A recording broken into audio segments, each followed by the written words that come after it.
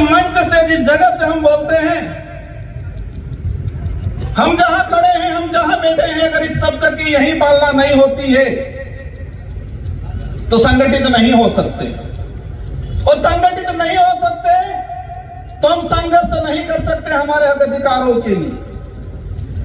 साथियों, इस देश के अंदर 2011 की जनगणना के हिसाब से 140 करोड़ के आसपास पॉपुलेशन है, और इसमें आदिवासियों की बात आती है 10 करोड़ 43 लाख आदिवासी समुदाय जो रिकॉर्डली है,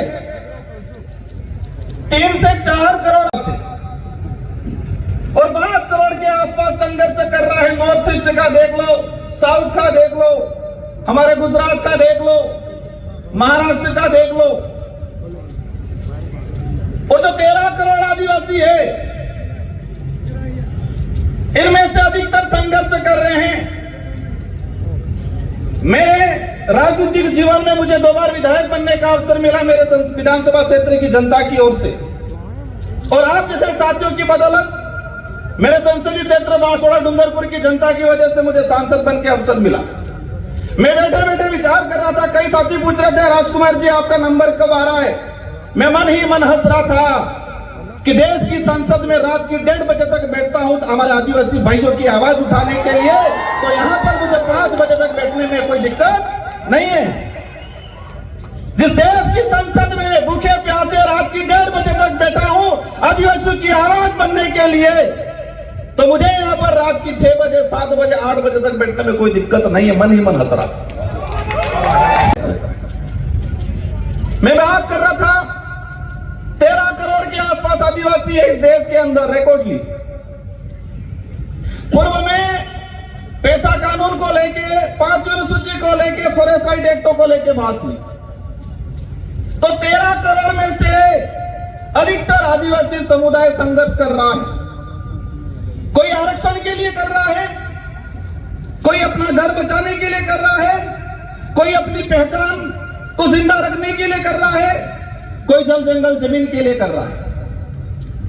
फॉरेस्ट राइट एक्ट की पूर्व वक्ताओं ने बात की, भारत देश के अंदर 25 लाख वन अधिकार अधिनियम के दावे प्रक्रियाधीन पेंडिंग पड़े हुए हैं। 25 लाख, एक परिवार में 5 सदस्य भी अगर मान लेते हैं तो 1 करोड़ 25-30 लाख के आसपास जनसंख्या हुई। मतलब यह हुआ पहला संघर्ष कि वन विभाग के अंदर रहने वाला भारत देश का आदिवासी 1 करोड़ 30 लाख के आसपास, जो सरकारी रिकॉर्ड है, मेरा रिकॉर्ड नहीं है, जो फॉरेस्ट राइट एक्ट के तहत दावे प्रक्रियाधीन चल रहे हैं, 1 करोड़ 30 लाख आदिवासी वन विभाग में बैठा हुआ संघर्ष कर रहा है, और कागज में नहीं आया है रिकॉर्ड में, वो 1 करोड़ और होगा। देश के अंदर वन विभाग के बाद चारागाह बिलाना जमीन की बात आती है, और चारागाह बिलाना जमीन की बात आती है। मैंने जो पार्लियामेंटली जो रिकॉर्ड निकाला है उससे मुझे जानकारी मिली है कि 2.5 से 3 करोड़ आदिवासी चारागाह बिलाना जमीन पे बैठा हुआ है और आज संघर्ष कर रहा है कागजी अधिकार लेने के लिए। साथियों, एक बात की बात समझना पड़ेगा, हम अधिकार की बात कर रहे हैं, इस जमीन पे हमारा पुरखाई अधिकार है, हम कहते हैं इस देश के मूल मालिक हैं, लेकिन कागजी अधिकार के लिए संघर्ष कर रहे हैं। कौन सा अधिकार चाहिए? कागजी अधिकार। उस जमीन पे आजादी से पहले हमारे बाप दादा बैठे हैं, उन्होंने कुआं खोदा है, मकान बनाया है, लेकिन उसके पास कागज नहीं है। अब ये समझने पड़ेगा कागज कब जाएगा उस परिवार में, उस समाज में, जब एजुकेशन जाएगा, उस स्कूल जाएगी, पढ़ा लिखा होगा तो कागज जाएगा। जिस समाज में एजुकेशन कर रही है और उनसे कहा जाता है कि अधिकार हो तो कागज दो, ये कागजी अधिकार। हम प्रयास करेंगे, देश के अंदर अनेक शोध संस्थाएं हैं, इसरो है, बड़े बड़े सैटेलाइट लगे हुए हैं, तो उन सैटेलाइटों से पता क्यों नहीं लग रहा है कि आदिवासी कब से बैठा हुआ है उस धरती पे, उससे कागज क्यों मांगा जा रहा है? ये आदिवासियों को गुमराह करने का तरीका है, बिजी रखने का तरीका है। सैटेलाइटों से छोटी छोटी चीजें कवर हो रही है और उस पर भी मैंने जाने का काम किया। लेकिन ये सैटेलाइट और ये सरकार, हमारे पूर्व जनजाति आयोग के अध्यक्ष जी ने कहा कि 2005 से पहला बैठा हुआ हर आदिवासी को पट्टा मिलना चाहिए। लेकिन सरकार क्या कह रही है? सैटेलाइट से देखेंगे, जिसका मकान है उसको देंगे। और हमारा मकान क्या छत वाला रहता है कि झोपड़ी वाला रहता है? ये सैटेलाइट, ये सरकार है, झोपड़ी वाला जो मकान है, हमारा केलुपोस मकान है, जो हमारा कुआं है, उसको मकान नहीं मान रही है। जो चार दीवारी बनी हुई है, जिसकी छत लगी हुई है, उसी को वो मकान मान रहे हैं। अगर इस स्थिति में हमारे अध्यक्ष अगर कह के जाते हैं, क्या हमें मिलेगा पट्टा? आज देश के अंदर जो स्थिति, इसके अलावा कहां बटे? इनसे ज्यादा तो लड़ रहे धर्मों में, पार्टियों में। कोई हिंदू बन गया, कोई ईसाई बन गया, कोई बौद्ध बन गया, कोई जैन बन गया, कोई मुस्लिम बन गया। पूर्व वक्ता ने कहा था कि आपस में ही लड़ रहे हैं, और मेरा जहां तक आकलन है, अगर हम नहीं समझे तो ये लड़ाई और तेज होने वाली है। जिस तरह मणिपुर में हुआ, इसी तरह छत्तीसगढ़ में हो रहा। आज एक चीज हमने देखी, देश के अंदर छोटी सी कुछ घटना हो जाती है, हाहाकार मच जाता है, मीडिया हो, सरकार हो, न्यायालय हो, कोर्ट हो, संज्ञान ले लेती है।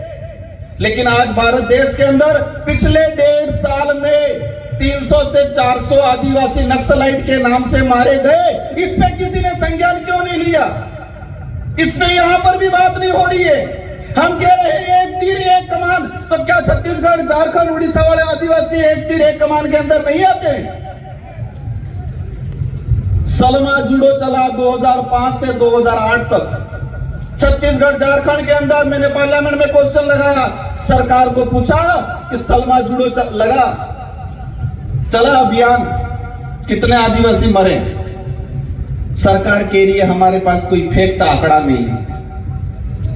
इंसान मरा है, भारत देश का नागरिक मरा है, और सरकार कह रही है कि हमारे पास पूर्ण कोई आंकड़ा नहीं है। हजारों बहन बेटियों के साथ बलात्कार हुए थे सलमा जुडो में। उस समय भी अभियान यही चलाया था, नक्सली उन्मूलन।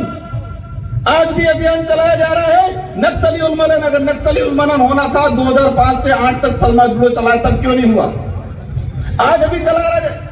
मैंने देश के गृह मंत्री जी से भी यह सवाल लगाया, पूछा है कि जिस आदिवासी 14 साल की बच्ची को हाथ में हथियार मिला है, क्या वो पैदा होने से पहले ही हथियार लेके आई थी? क्या 14 साल 15 साल की बच्ची, वो चाइना के हथियार हैं। आप सभी न्यूज चैनल में देख रहे होंगे, जो हथियार आदिवासियों से बराबर हो रहा है, क्या वो आदिवासी चाइना जाके हथियार लेने गया? उन आदिवासियों को हथियार पकड़ाने वाले कौन उद्योगपति है, कौन राजनेता है? जब तक इनका खुलासा नहीं होगा, आदिवासी इधर भी रहेगा, फौज में भी आदिवासी, उधर भी आदिवासी। मर कौन रहा है? आदिवासी बन रहा है। आदिवासी नहीं होती, देश का किसान कौम का, गरीब कौम का आदमी मर रहा है, वो भी फौज में कौन जाएगा? क्या उद्योगपति अडानी अंबानी का बेटा जाएगा फौज में? आज देश के अंदर हजारों हेक्टर, लाखों हेक्टर जमीन पिछले 5 सालों के अंदर लीज पे दिए फॉरेस्ट। एक चीज देखा, मेरे अंदर भी पहले डर था, जो कोई कार्यक्रम कराते हैं उनका भी डर रहता है कि कोई कुछ बोल नहीं थे, पीछे हमारे को पुलिस पूछेगी। डर से लड़ाई नहीं लड़ी जाएगी। डरोगे तो मरोगे। हम सच्चाई के लिए लड़ रहे हैं तो लड़ना पड़ेगा। अगर हम जो बात बोल रहे हैं, सरकार लिख के दे दे ये गलत है, जो बात हम पार्लियामेंट में बोल सकते हैं, वो बात इस मंचों से भी होनी चाहिए आप लोगों के द्वारा। मैंने कहा था मुझे डेलीगेशन राष्ट्रपति से मिले, प्रधानमंत्री से मिले, सारे राज्यों के मुख्यमंत्री से मिले, ये करना पड़ेगा।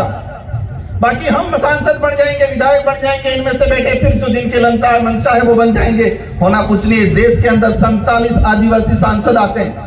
मेसा कानून 2.5 से 3 करोड़ आदिवासी नगर निकाय, नगर पालिका क्षेत्र के अंदर आज अतिक्रमणकारी के रूप में उसकी पहचान की जा रही है। 2.5 से 3 करोड़ आदिवासी म्युनिसिपल एक्ट शेड्यूल्ड एरिया के अंदर स्पष्ट कहा गया है, और इसका मैंने